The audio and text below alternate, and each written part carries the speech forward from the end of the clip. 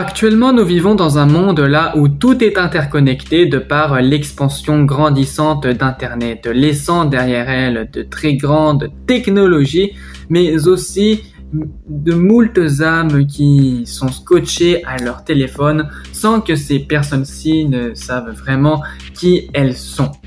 Et ce genre de choses peut s'expliquer par plusieurs causes, comme les plateformes numériques, mais aussi dû aux informations grandissantes, tout ce qui est lié à l'actualité, mais aussi dû aux publicités.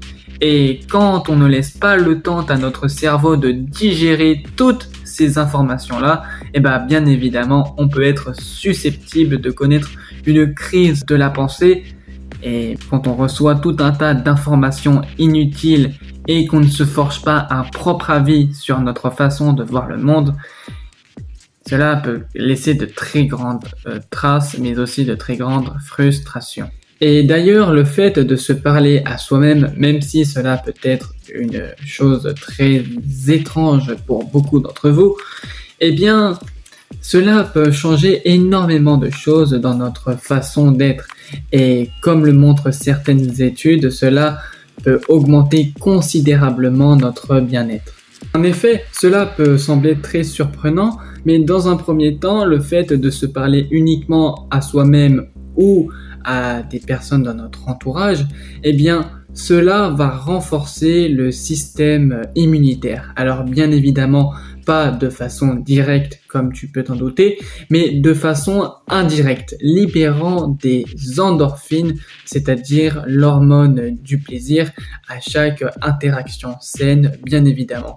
Mais se dire que parler puisse augmenter le taux de bien-être, c'est quelque chose à ne surtout pas négliger. De plus, le fait de se parler à soi-même, même si cela peut encore te sembler être quelque chose de bizarre, pousse à la clarté d'esprit. Parce que bien évidemment, quand on se parle à nous-mêmes, lorsqu'on se fait un monologue interne, eh bien on a tendance à tout simplement être distrait par tout un tas d'autres pensées qui nous viennent dans la seconde. Alors que là, le fait de dévoiler sa propre pensée et de la diversifier en la construisant et en ne cessant de l'embellir, eh bien cela va permettre de se construire une pensée, une argumentation, une façon de voir le monde très poussée et surtout solide.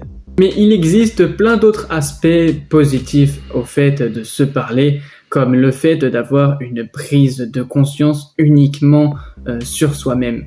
Une prise de conscience tout simplement sur les actions que l'on a faites, les choses qui sont bien ou pas bien à faire.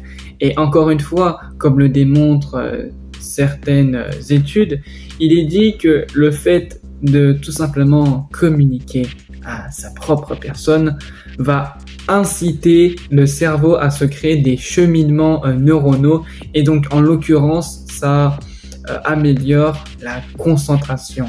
Et personnellement, quand je commence à m'exprimer sur tout et n'importe quoi, quand je m'exprime, ça libère parce que si je ne le fais pas, en quelque sorte, ça me bloque. Et ce genre de phénomène-là, cela peut être sûrement ton cas, d'où l'importance de parler à soi-même. Parce que si tu te sens, si par exemple tu as passé une mauvaise journée et que d'un coup tu parles de toi ou tu parles de ta journée, eh bien tu te sens beaucoup plus libre dans ta tête. Enfin, pour finir sur ce petit sujet-là de la vidéo qui est très sympathique, tu crées ta propre personnalité, bien évidemment, en communiquant.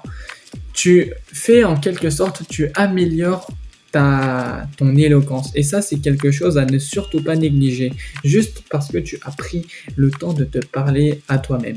Bien évidemment, avant de quitter la vidéo, n'hésite pas à t'abonner et à dire ce que tu penses de ce sujet-là en commentaire. Et moi, je te dis à la prochaine pour une nouvelle vidéo. Allez, salut!